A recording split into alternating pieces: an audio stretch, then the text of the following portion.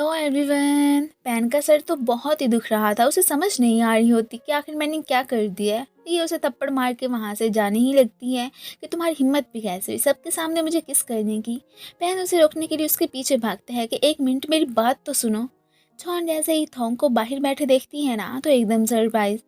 फिर उसे अपने साथ रूम में ही लेके आ जाती है कि तुम यहाँ पे सोफे पे सो सकते हो, वैसे भी लोग क्या कहेंगे। और साथ ही साथ उसने ये भी गैस कर ही लिया था कि ज़रूर तुमने अपना रूम वहाँ को ही दे दिया हो ना।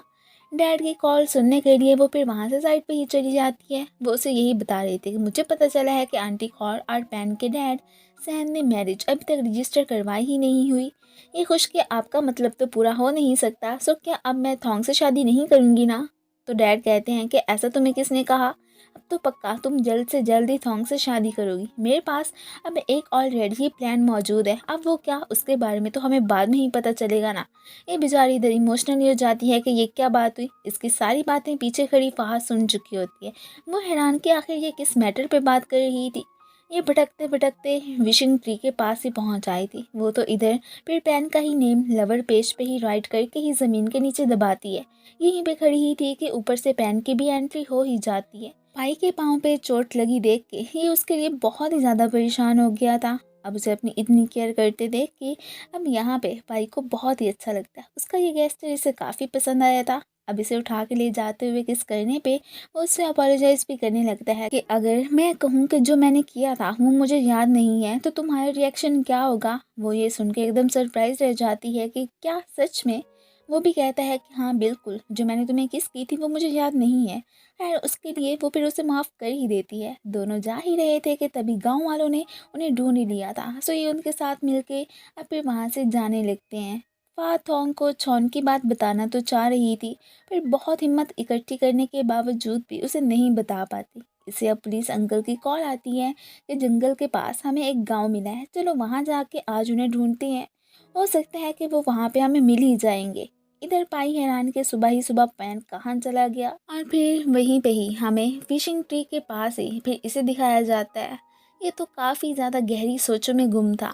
अंकल डैड से मिलने आए थे कि छॉन ने मिस्टेकनली मुझे बताया है कि तुम दोनों ने अपनी मैरिज रजिस्टर नहीं करवाई। ये तो अच्छी बात नहीं है। तभी तो पैन भी उसे अपनी मॉम नहीं मानता। मेरा कहाँ मानो, और साथ ही साथ मैरिज सर्टिफिकेट ले ही आओ। वैसे भी हर औरत की यही तो ख्वाहिश होती है कि उसका हस्बैंड उसे प्रॉपरली अपनाए, तो तुम्हें ये करना ही होगा। अब इनका तीर तो सीधा निशाने पे ही जाके लगा था। डैड तो फिर यहाँ पे इनकी बातें सुन के काफ़ी गहरी सोच में ही पड़ जाते हैं कि हाँ वैसे तो ये सही कह रहा है। इधर ये लोग गांव पहुंच आए थे। लोगों से बात करने पे इन्हें फिर पैन और पाई के इधर होने का मालूम हो ही चुका होता है। अब जाके ये फिर कुछ रिलीफ फील करते हैं। और साथ ही साथ इस वक्त तो वो यहाँ पे थे ही नहीं, सो उन्हें ढूंढने इन्होंने जाना था। पैन ने पेज पे फिर पाई का ही नेम राइट किया था। अभी भी यहीं पे ही विश मांग रहा होता है कि ऊपर से तभी से ढूंढते ढूंढते पाई भी पहुंच जाती है। ये उससे पेज छुपाने की कोशिश करने लगा था, पर वो तो देखना चाहती थी कि किसका नाम लिखा है।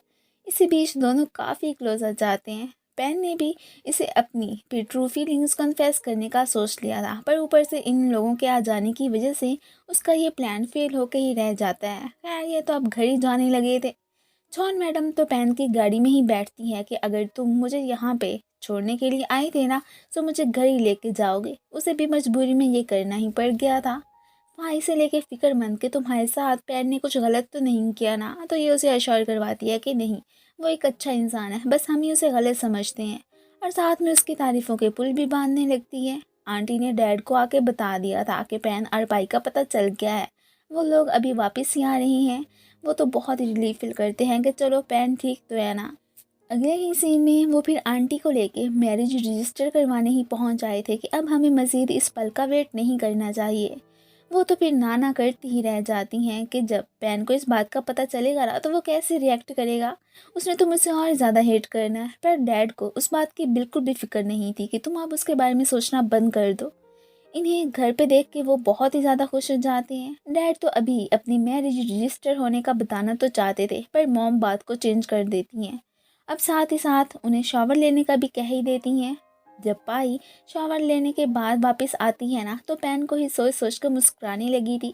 पैन की कंडीशन भी कुछ ऐसी ही थी। वो तो इवन कि उसे कॉल ही करने लगा था, वो भी इवेंचुअली पिक कर लेती है, बट फिर जल्दी डिस्कनेक्ट भी कर ही देती है और साथ ही साथ सोने की कोशिश करने लगी थी। वो हैरान कि इसे अचानक क्या हो गया। डैड ने अंकल को कॉल करके गुड न्यूज़ दे दी थी कि मैंने फिर तुम्हारा कहा मान ही लिया। देखो, तुमने जो मुझे करने को कहा था मैंने बिल्कुल वैसे ही किया है। ये खुश। बस अब तो उन्हें अपने डिसीजन पे गर्व भी होने लगा था कि थोंग फिर अब इनका एक तरह से बेटा ही बन गया है। सो जो कुछ उसका हुआ वो फिर छौन का ही होना। पाई के साथ साथ आज फर्स्ट टाइम ही ब्रेकफास्ट पे पैन ने भी इन्हें ज्वाइन किया था। ये तो इधर बैठे बैठे एक दूसरे की बहुत केयर भी कर रहे होते हैं। थोंग तो ये देख के बहुत ही ज़्यादा सरप्राइज और साथ ही साथ उसे तो दाल में कुछ काला तो ज़रूर लगता है। एक प्रोजेक्ट के सिलसिले में यहाँ पे पाई ने जाने का फैसला किया था, सो पैन भी जाने का सोचता है। डैड तो इन दोनों की बातें सुन के एकदम हैरान थे। पहले तो हर वक्त ये लड़ते रहते थे, अब आखिर इनके बीच क्या हुआ कि ये देखो इनकी तो फ्रेंडशिप ही हो गई है। नेक्स्ट दोनों क्लाइंट के पास पहुंच आए थे। वो भी खुशी खुशी अपनी फाइल इन्हें पकड़ा ही देती हैं। ऑफिस में भी सब लोग फिर इन्हें सही सलामत देख के एकदम शौक ही रह जाते हैं। उन्हें तो लग रहा था कि ये जितना एक दूसरे से हेट करते हैं, जंगल के बीचों बीच इन्होंने एक दूसरे को मार ही दिया होना। अब यहाँ पे निखन जैसे इसे हालचाल पूछने के लिए इसकी तरफ बढ़ता है ना, तो तब पैन तो काफ़ी ज़्यादा जेलस फील करता है।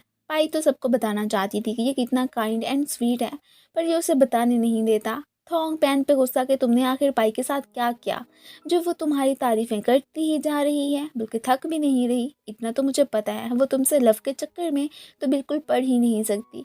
ये तो उसे कोई ख़ास रिस्पॉन्स नहीं देता, उल्टा ऐसे ही इसे सोच में गुम छोड़ के वहाँ से चला जाता है। अब बाद में फिर हमें दिखाया जाता है कि छौन की भी ऑफिस में एंट्री हो ही चुकी थी। इसने तो ऐसे ही ये कंपनी ज्वाइन करने का सोचा था कि मैं थोंग के साथ मिलकर काम करना चाहती हूँ।